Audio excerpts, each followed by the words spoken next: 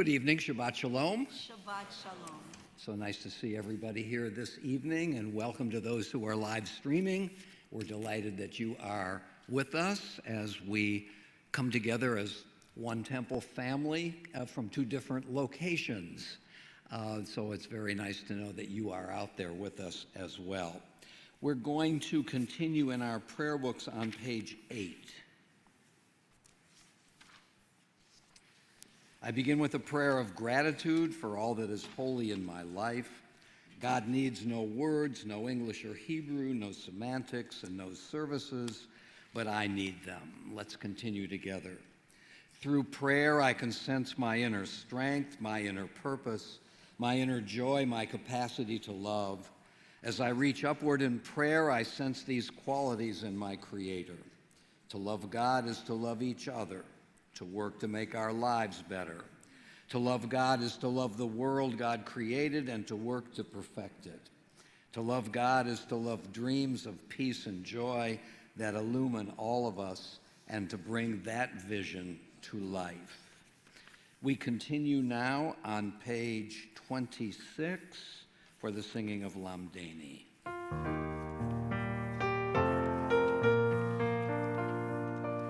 Teach me, O God, a blessing, a prayer on the winter leaves of the winter leaves, on ripened fruits so fair, on the freedom to teach, to learn, to be, to know, to hope, to despair. Teach my lips a blessing, a hymn of praise, as each morning and night you renew your days, lest my days be as the ones before, lest routine set my ways. Lamdeni Elohai, Barich v'hipalel.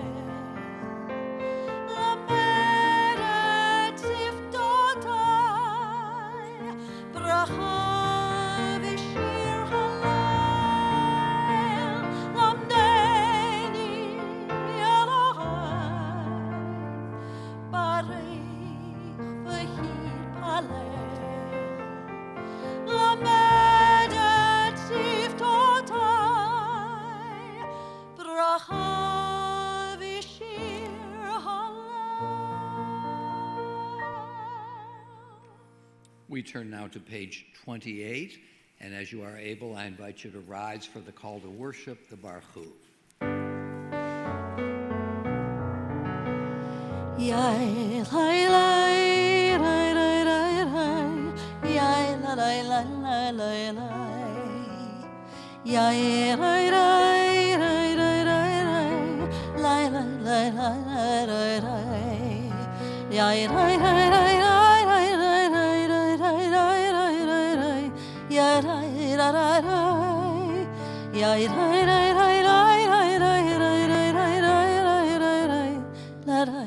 lai.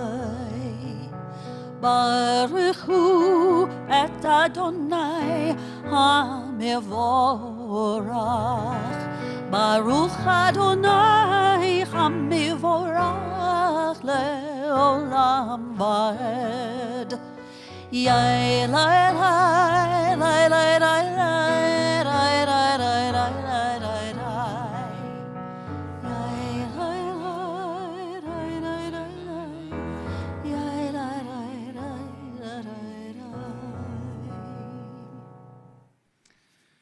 Continuing now with the Shema on page 34.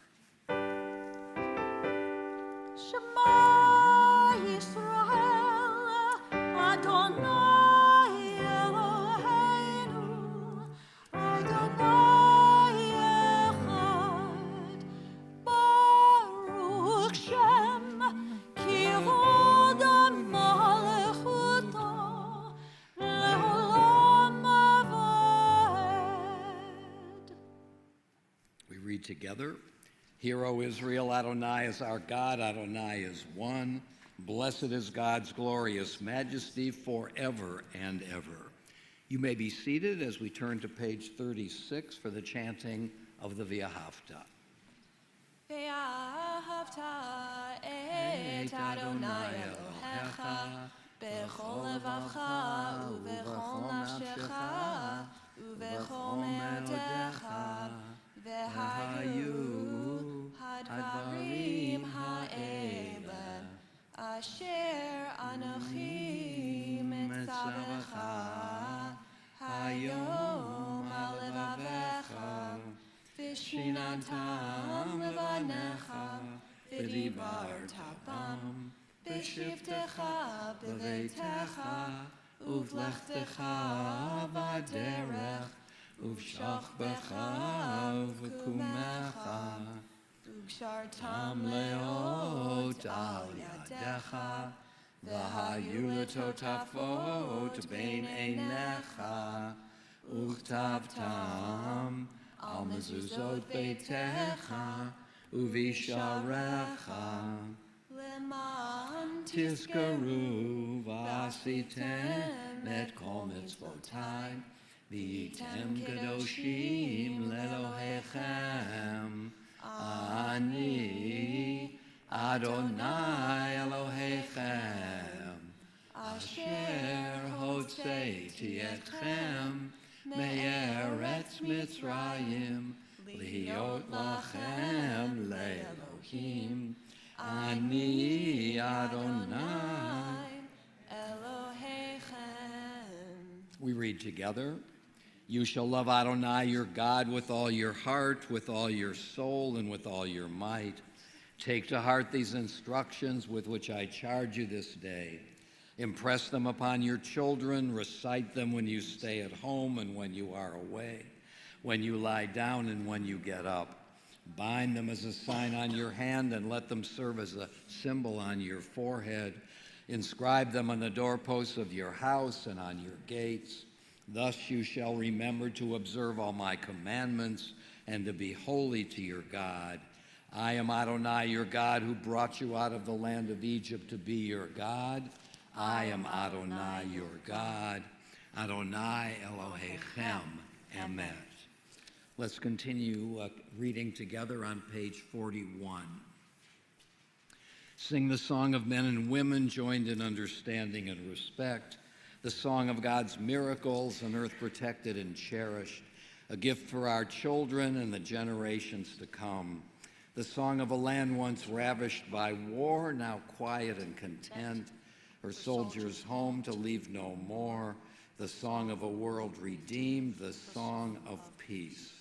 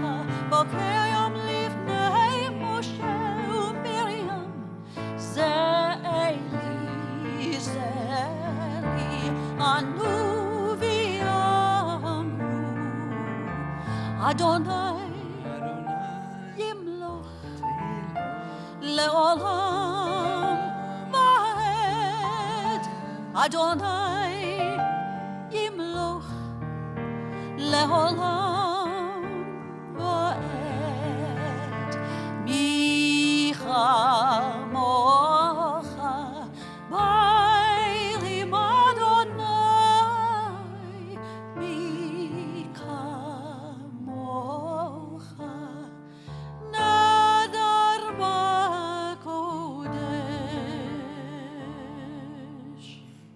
On page 43, let's read together.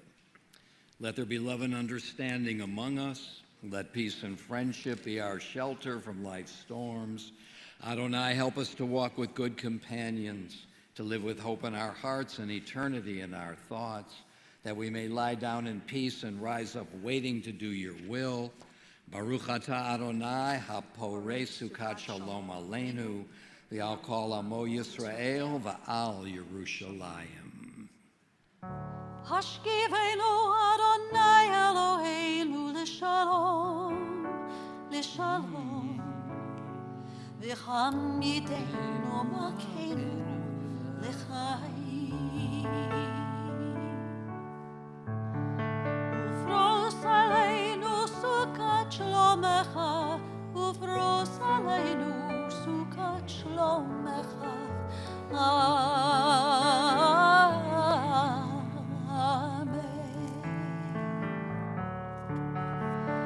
Shelter us beneath thy wings, O Adonai. Guard us from all harmful things, O Adonai. Keep us safe throughout the night, till we wake with morning's light. Teach us, God, wrong from right. Amen.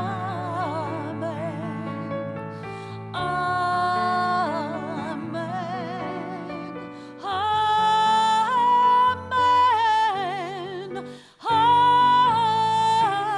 Amen. Amen. Ashkivenu Adonai Eloheinu l'shalom, l'shalom. V'hamidenu makenu l'chaim. Ufros aleinu sukat shlomecha, ufros aleinu sukat shlomecha.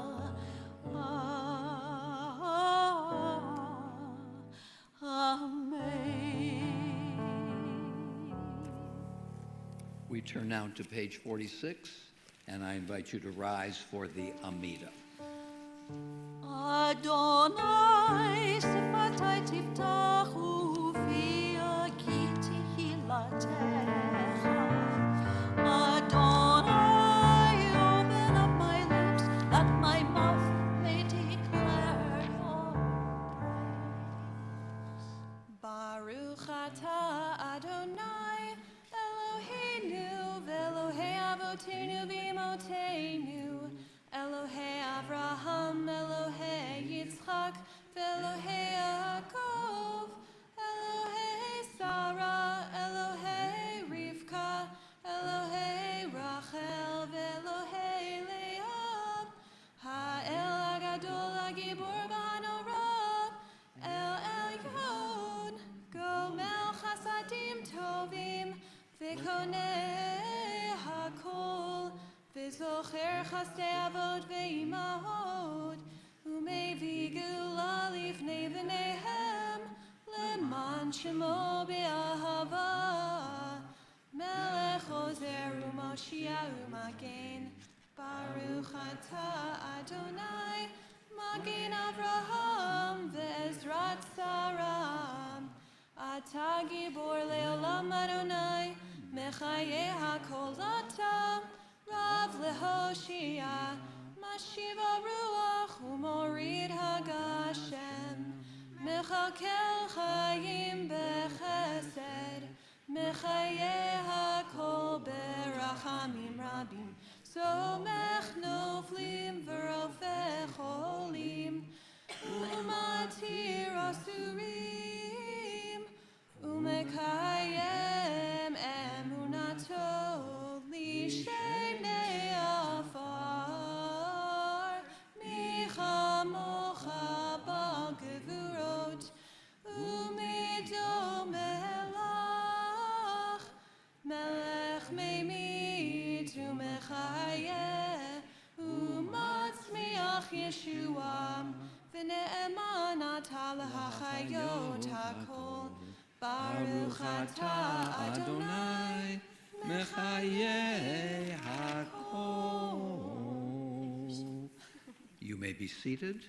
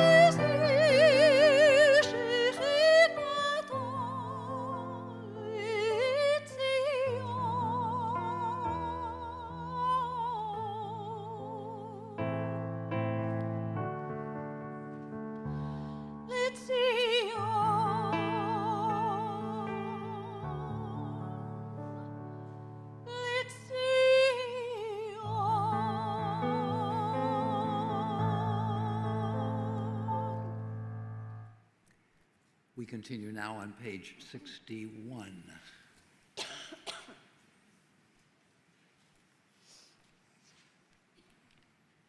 Grant us peace, your most precious gift, O eternal source of peace, and give us the will to proclaim its message to all the peoples of the earth, continuing together. Bless our country as a safeguard of peace, its advocate among the nations. May contentment reign within our borders, health and happiness within our homes. Strengthen the bonds of friendship and fellowship among all the inhabitants of every land. Plant virtue in every soul, and may the love of your name hallow every home and every heart. Praised are you, Eternal One, who blesses our people with peace. Baruch atah Adonai, hamvarech et amo Yisrael, b'shalom. Shalom, Rav Yisrael, Amacha, Tasim, Leolam. Shalom, Rav Yisrael, Amacha, Tasim, Leolam. Ki atah hu melech Adon, lechol hashalom, v'tov beinecha, levarech et amacha Yisrael, b'chol עת ובכל שעה, בשלומך.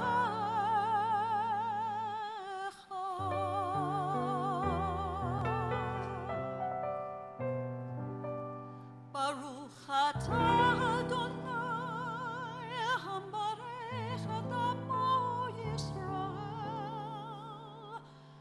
b'shalom.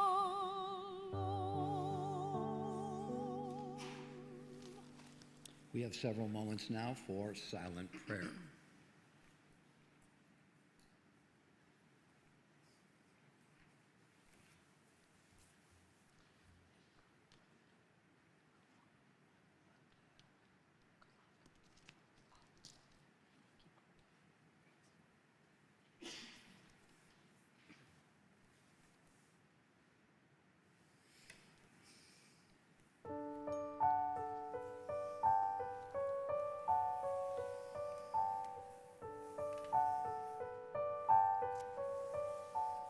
God on high, hear my prayer. In my need, you have always been there. He is young, she's afraid. Let them rest, heaven blessed. Bring them home, bring them home, bring them home. He's like the son I might have known if God had granted me a son. The summer sky, one by one, how soon they fly on, and I am old and will be gone. Elohai Shema Koli, Goralo Biyadecha Eli, Huzai Shema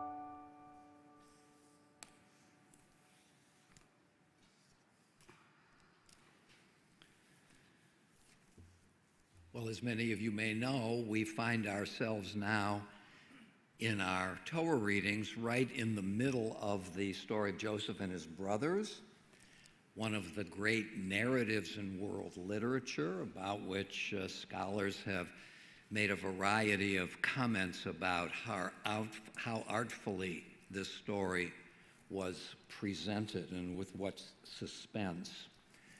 And our Torah portion for this Shabbat commences with Pharaoh having dreams.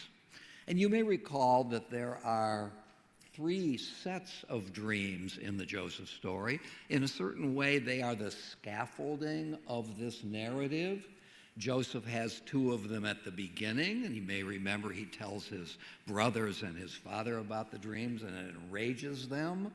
Now we had the butler and the baker who were in prison with Joseph and told Joseph their dreams, and Joseph interpreted them. And now Pharaoh has his pair of dreams. And in the first dream, Pharaoh pictures 7 very robust and healthy cows coming up out of the Nile, and they graze in the grass. And immediately thereafter, 7 emaciated, weak, sick cows come up and consume the 7 healthy cows. And this startles Pharaoh, and he wakes up and he wonders exactly what is going on here. But it's only halfway through the night, and so Pharaoh goes back to sleep, and lo and behold, he has another dream which is parallel to the first. There are 7 ears of stalks of grain, healthy, robust, that come up, and immediately thereafter, 7 emaciated stalks of grain come up and consume the healthy corn, the healthy stalks. And now Pharaoh is terrified. This dream, the same kind of dream, has happened to him right at one after the other. And so Pharaoh calls for his magicians and he calls for his wise people to come and offer an interpretation of this dream. And the Torah says, "Ve'en potero tam leFaro," and they have no interpretation for Pharaoh. Well, that makes some sense, although the story is now ground to a preliminary halt. But the great commentator Rashi notices some problem here. And Rashi says, "You mean to tell me the magicians and the wise people had no interpretation whatsoever? Wouldn't they have offered something to the Pharaoh?" And Rashi contrives what it is they might have said to Pharaoh on the assumption that certainly they had something to say, and here might have been what they told him. They interpreted the dreams, and Pharaoh was dissatisfied with their interpretation. For they would say, 7 daughters will you beget, and 7 daughters will you bury. Okay? In other words, how Pharaoh understood what he saw in the dream had to be suitable for him. Notice Rashi's subtlety. Yes, they gave an interpretation for Pharaoh, but they give an interpretation for Pharaoh, an interpretation that would resonate with him. And therefore we can draw an inference here that mere hearing, is not yet understanding. Understanding comes through some interpretation. And I want to suggest to you that understanding has 2 elements, an objective element and a subjective element. Suppose the magicians in their interpretation had said 8 cows came up, healthy and full, and then 8 emaciated cows came up. Well, this would have been a factual misunderstanding of Pharaoh's dream. They got that right. they they got the facts of the matter right, but according to Rashi's interpretations, the magicians didn't find an interpretation that was right for Pharaoh. In other words, Pharaoh certainly didn't want to face the death of his children, and therefore he would have pushed away, and not taken seriously this kind of interpretation. And it's at that moment that Pharaoh and his men call for Joseph, because the butler and the baker had told the Pharaoh in the meantime that Joseph is pretty good at interpreting dreams. Thereupon Pharaoh sent for Joseph, and he was rushed from the dungeon. He had his hair cut and changed his clothes. He appeared before Pharaoh. And Pharaoh said to Joseph, I have had a dream, but no one can interpret it. Now I have heard it said that you can hear a dream and tell its meaning. And Joseph answered Pharaoh and said, it is not I, but God who will interpret the dream. In the Hebrew, Pharaoh says, I have heard about you, Lemor, Tishma, from the word Shema, to hear. I have heard that you can hear a dream and interpret it, as if the interpretation follows directly from the hearing. And so Pharaoh misunderstands that gap between hearing and understanding. Understanding requires fidelity to the facts, and this is what I think is crucial, and what the person who needs the interpretation needs to hear. What the recipient of the interpretation is going to get something of what he or she needs, something acceptable to him or her, something relevant to this particular person at this particular time. And if that interpretation is not suitable for Pharaoh, then however true or profound it may be, it will not be heard by Pharaoh. It has to be relevant to the person and to the person's situation. It's not straightforward, as the Pharaoh says, that you hear it and you interpret it, as if one flows naturally from the other. And in fact, Joseph's interpretation precisely fits what Pharaoh needs and what he is willing to accept. Some predicted sequence of events that are going to have a great impact on Pharaoh's country and on Pharaoh's reign. And so Joseph gives him the interpretation that he needs. And here's what's canny about Joseph. It's the interpretation that he needs as well. Chapter 41, continuing. And Joseph said to Pharaoh, Pharaoh's dreams are one and the same. God has told Pharaoh what he's about to do. The 7 healthy cows are 7 years, and the 7 healthy years are 7 years. It's the same dream. The 7 lean and ugly cows that followed are 7 years, and also the 7 empty ears scorched by the east wind. They are 7 years of famine. It is just as I have told Pharaoh. God has revealed, notice how adroit this is. God has revealed to Pharaoh what he is about to do, throwing the weight of the divine behind that creative interpretation. Immediately ahead, Joseph goes on, are 7 years of great abundance in all the land of Egypt. After them will come 7 years of famine, and all the abundance in the land of Egypt will be forgotten. As the land is ravished by famine, no trace of the abundance will be left in the land because of the famine thereafter, for it will be very severe.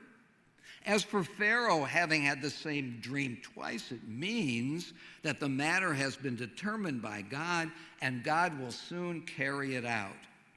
Accordingly, Joseph doesn't stop there. Accordingly, let Pharaoh find a man of discernment and wisdom and set him over the land of Egypt. Joseph has already demonstrated his discernment and wisdom by his creative interpretation of Pharaoh's dream meant for Pharaoh. Thereupon, Pharaoh acts upon that interpretation, appointing Joseph to oversee the land. And so now we have opened up a tripartite sequence: hearing, interpretation, action. It all depends, doesn't it, on paying attention to what the person needs and what the person to whom the interpretation is given is willing to accept. Now, I want to suggest that there are very few general interpretations and general solutions suitable to everyone. If someone hears something and is asked to interpret it and offers some global interpretation, the particular individual who is seeking interpretation is likely not to pay any attention to it because it's not focused on that particular person's situation. When a person has a particular problem, the solution has a chance to work that will be right for him or for her. Now let me be a bit autobiographical here. When I counsel a person, when a person comes to me with a problem, I first listen very carefully to what this person is saying to me. I try to hear. Then I consider saying to myself, how should I interpret this problem so as to be helpful to this person? But of course, I don't give a general interpretation of a general problem. I try to focus on the problem at hand and that will fit the facts of the person's situation, and that one that will make sense to that particular person with whom I am now speaking. And if I don't do this, then however brilliant my interpretation may be, if it's not relevant, if it doesn't make sense to the person, my interpretation will be stillborn. And so I've not done what I'm called to do. My goal is to try to persuade the person that this interpretation is relevant and makes sense so that this person can then take actions in order to try to resolve his or her problem. That is, to allow that person to go forward in the process of resolution. Hearing, interpreting, action. And Joseph, given Rashi's great insight, who gives an interpretation meant for Pharaoh, is able to enact all three of these moments. He hears, he interprets, and he encourages Pharaoh to act. Hearing alone is not enough. Well, let's think of the central word, Hebrew word, which we usually translate as hear, Shema. Shema Yisrael Adonai Eloheinu Adonai Echad. What is wanted here? What are we supposed to do when we hear that the Lord is one? Oh, yes, I got it. I hear this often. I know what it is. Yeah, I hear it. I understand that sentence. Let's go on to what comes next. Now, if the model that I've tried to put forward here has cogency, hearing the words is not enough. What is required is for us to interpret those words, not in a general theological sense, but an interpretation that is likely to work for me. In other words, the goal here is not to reach out to some universal, general interpretation of this, because then I may not have any inclination to enact what I have heard.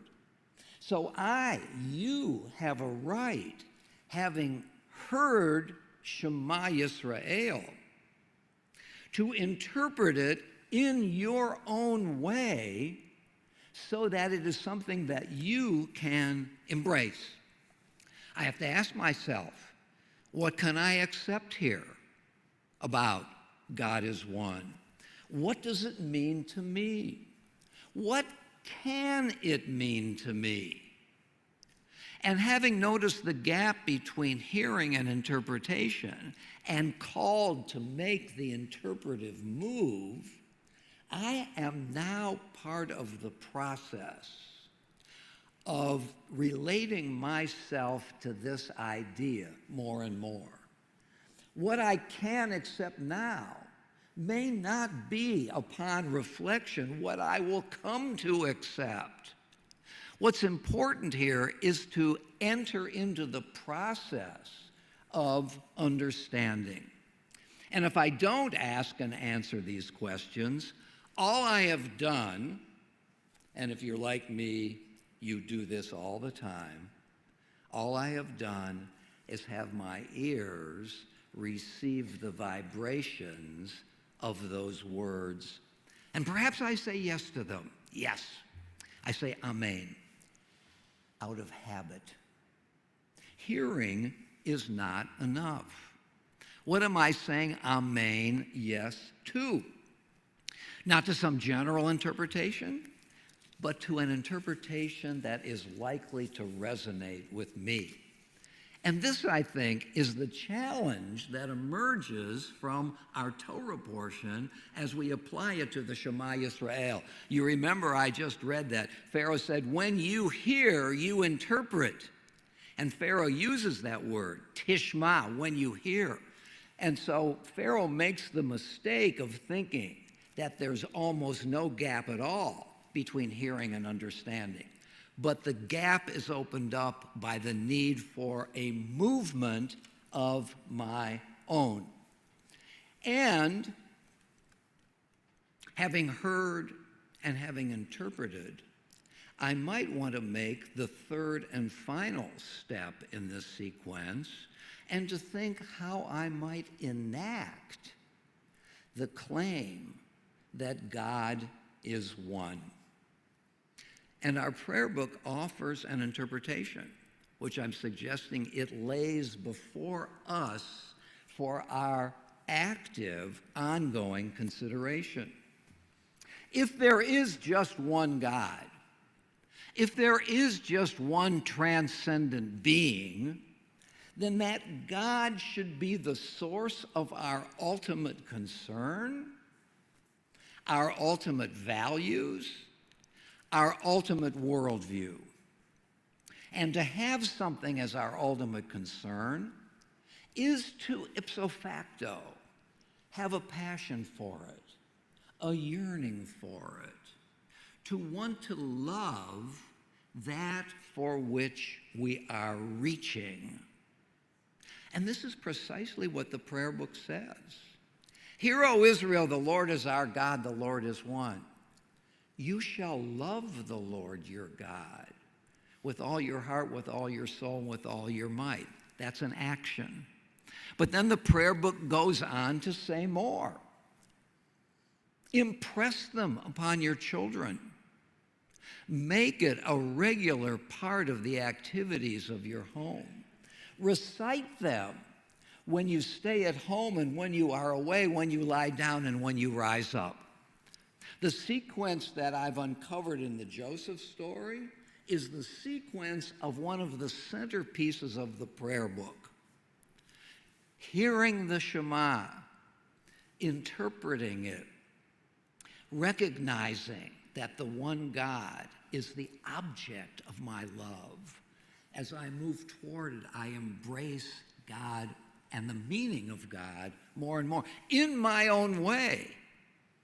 You interpret it in your way, not necessarily in my way, though I love my way. And then the V'ahavta, the rabbis placed that right there is a call to action. Here then is the prayer book's summons to us, that hearing is not enough. It wasn't enough for Joseph. It isn't enough for us. True hearing will lead to an interpretation I can accept for myself, which will then lead to actions that put what I have heard, what I have embraced, into action. If we don't do something like this with the centerpiece of our religion, then we will have left behind, untended to, Judaism's greatest revolution, its greatest and most profound insight, and its greatest opportunity to transform our lives.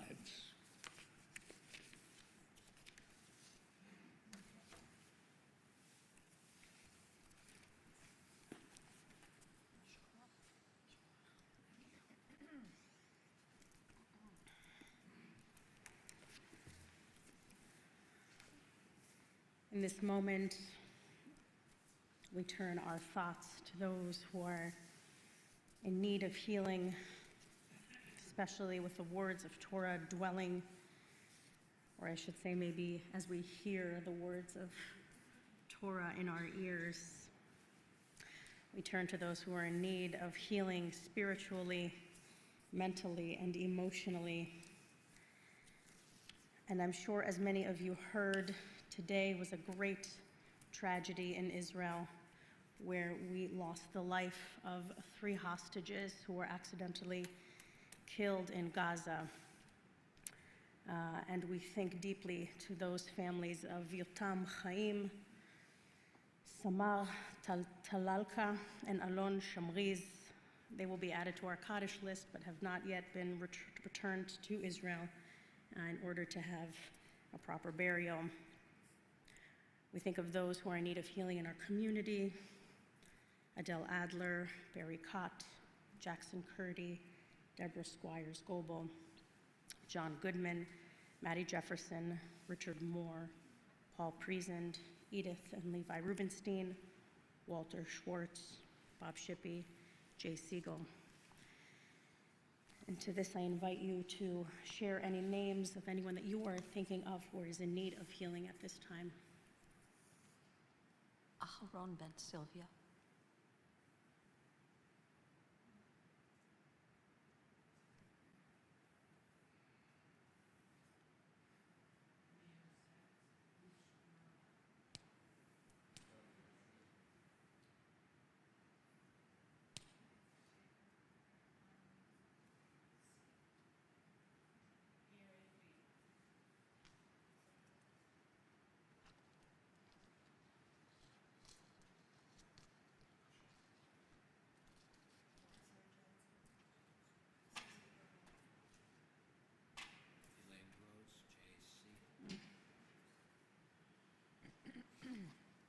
We join together with the words of the Mishaberach on 253. Please join us.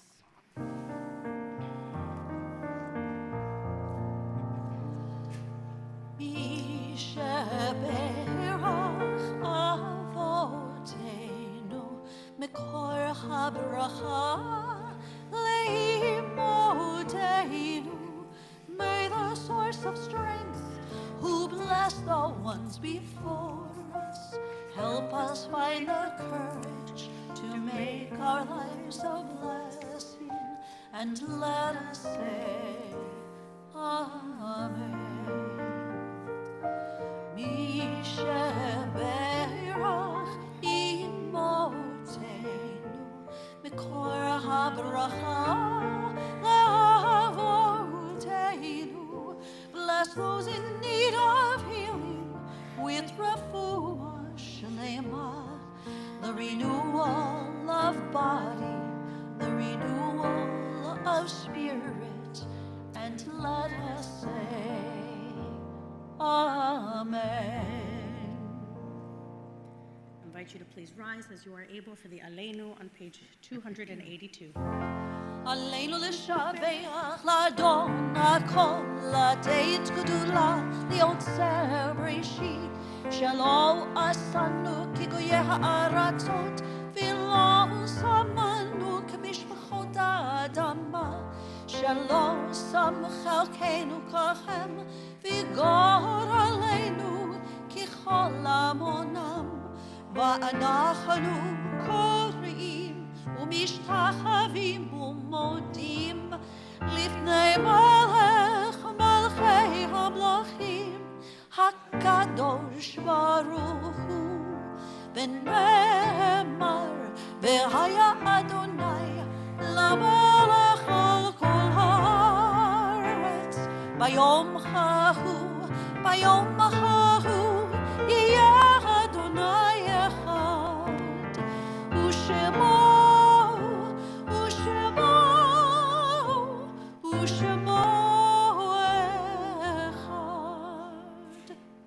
You may be seated.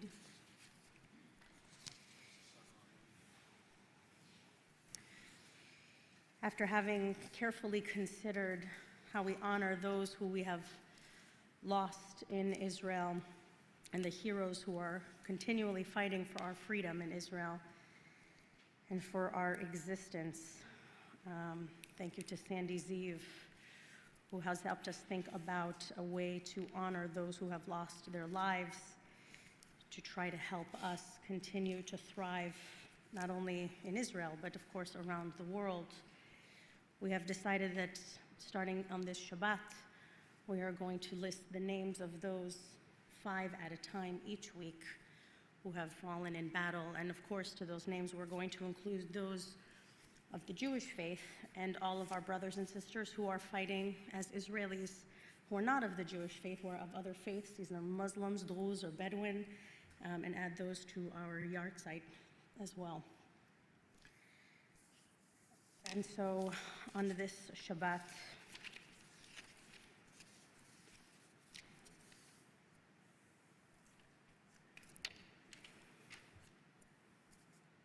I have misplaced that list.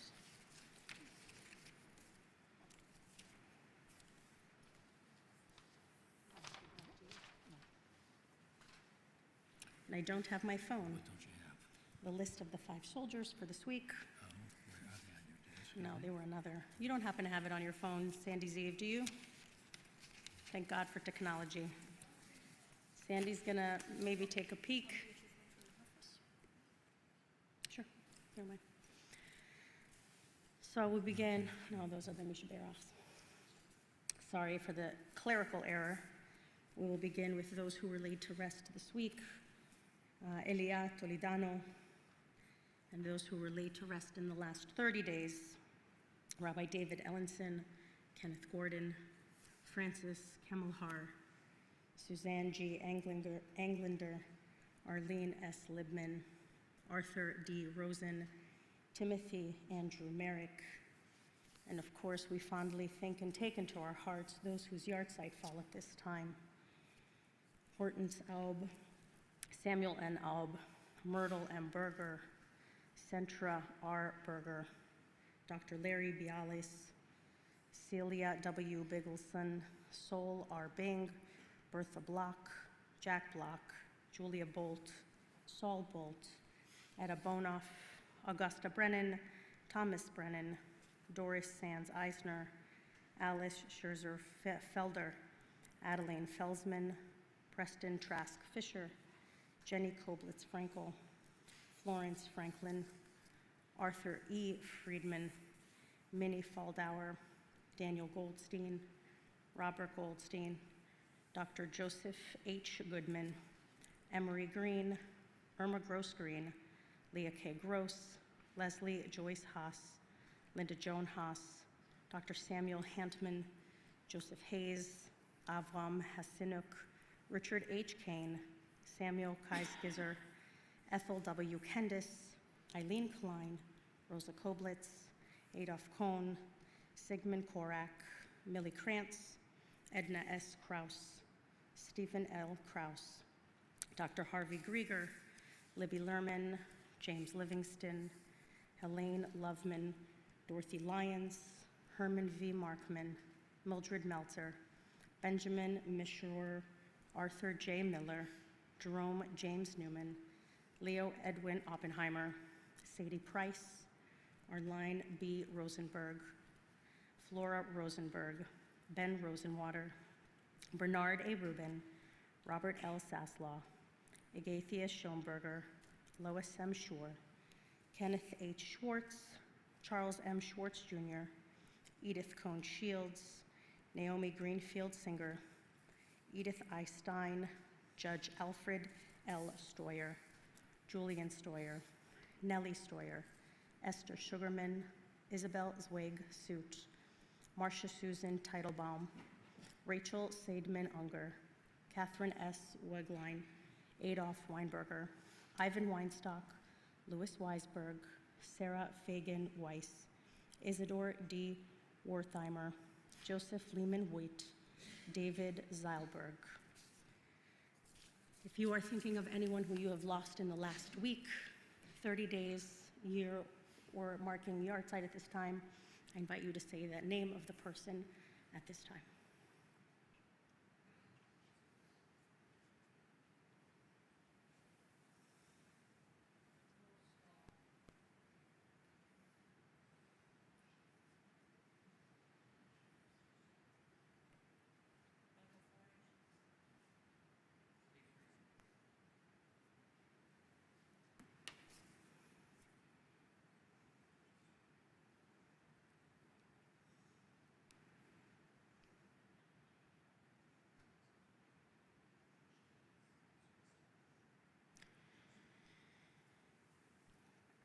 I will find the names for next week. I don't want to take up any more of our time, but we think of all of those who have lost their lives at this time.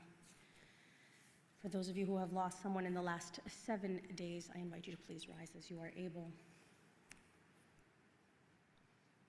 For those of you who are in a period of shloshim or have lost someone in the last 30 days, I invite you to rise.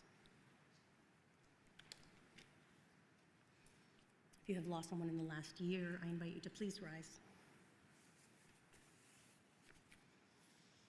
And if you are marking a yard site, I invite you to please rise.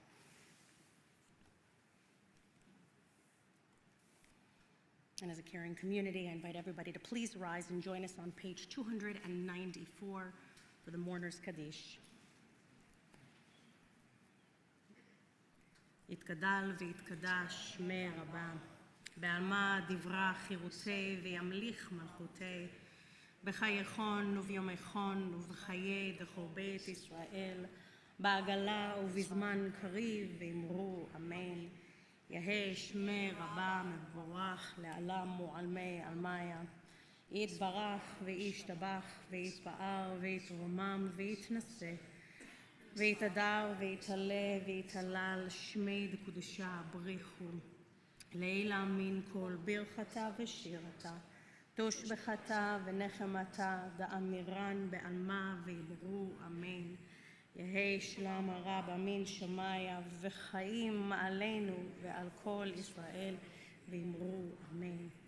עושה שלום במרומיו, הוא יעשה שלום עלינו ועל כל ישראל ואמרו אמן. May their memories be for a blessing, and together we say, Amen. you may be seated.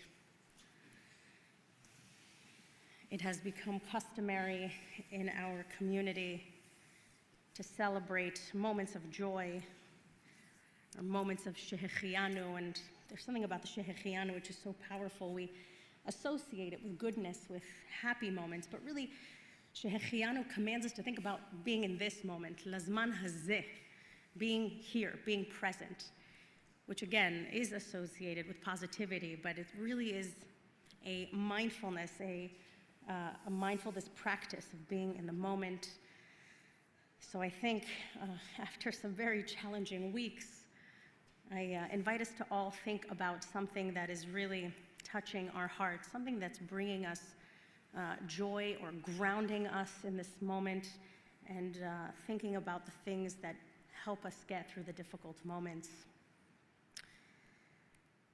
And as we think about those moments in our lives, I also want to share a big mazal tov for two big birthdays this week.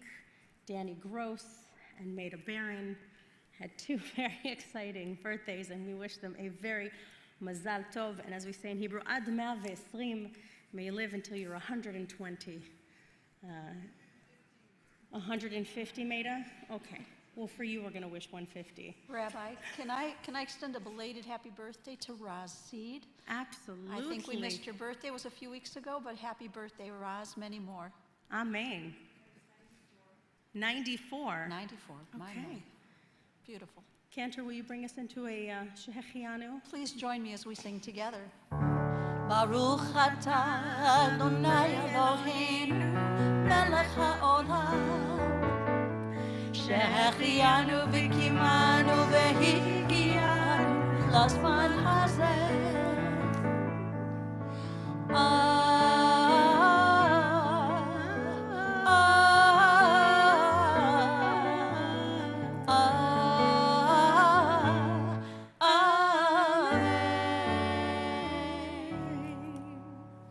Rabbi, as you're walking over there, I would also like to just thank Laura Martell for chanting and trying to help me out tonight. Thank you so much, Laura, for chanting the Ahavta and Avot V'Imahot. We appreciate it so much. What would we do without you?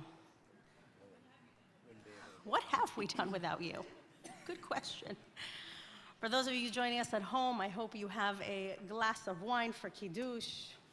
Baruch atah Adonai Eloheinu melech ha'olam borei peri hagafen.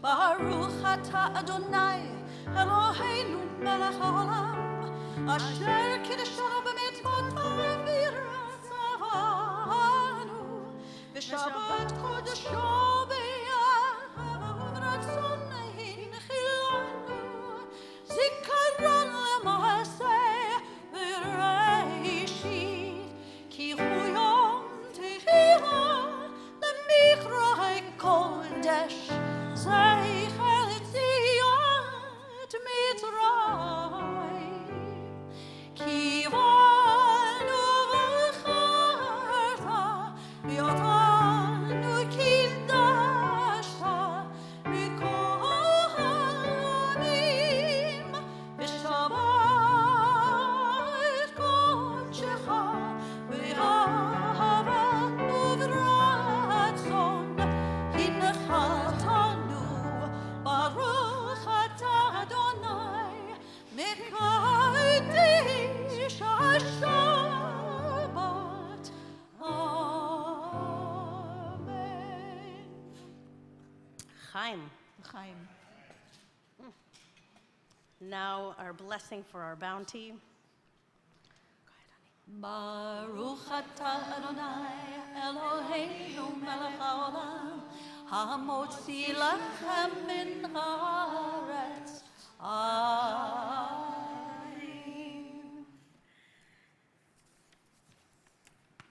We're going to close with a favorite song of Rabbi Dadun's. Would you please explain this song, Rabbi Dadun? Okay. So in Israel, there was a song that was written by Sarah Levi Tanai in the 1940s for Hanukkah. And while it doesn't mention Hanukkah or the Hasmoneans, which is what this song is all about, it is always closely associated with Hanukkah and written for that purpose. And I teach this song to you not because it's extremely popular in Israel, and now all of our Gannon Gill students and our TLC students are learning it too. It comes with an action, and I'm hoping you'll join me. So first of all, the translation of the words are, we came to drive away the darkness. In our hands is light and fire. Each one of us is a small light, but all together we shine with strength and brightness. Let us push away the darkness, move out the darkness, push away the darkness, using our light. And when we say sur hachoshech, pushing away the darkness, we literally push it away. And this is something that is very commonly done all over Israel, and certainly on this Hanukkah was very not only popular, but took on a whole new meaning, as do so many of our prayers, our blessings, our liturgy, our narrative, our story. So I hope you'll join us with the insert on the blue paper.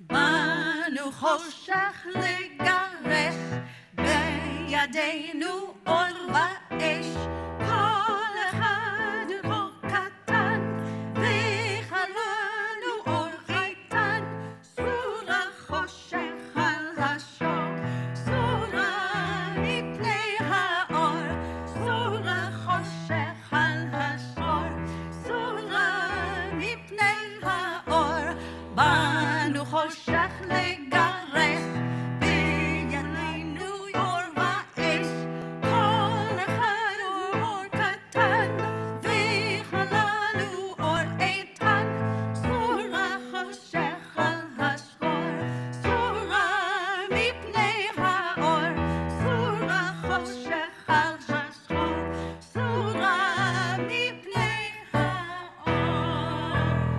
We're inserting that into the mix for next year, so I hope you have 1 year to learn it. And with that, I wish us all a Shabbat Shalom and truly an opportunity to find our light and illuminate the darkness. Shabbat Shalom. Shabbat Shalom.